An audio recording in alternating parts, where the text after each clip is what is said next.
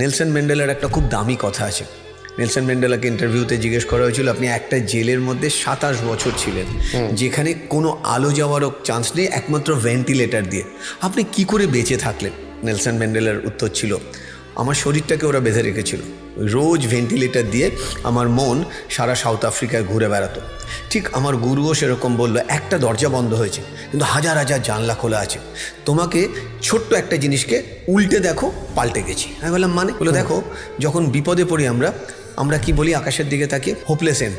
আমার সাথেই কেন হলো? গুরু বলল এটাকে উল্টো করে দেখো, হোপ লেস এন্ড, এটাকে উল্টো করে দাও, এন্ড লেস হোপ।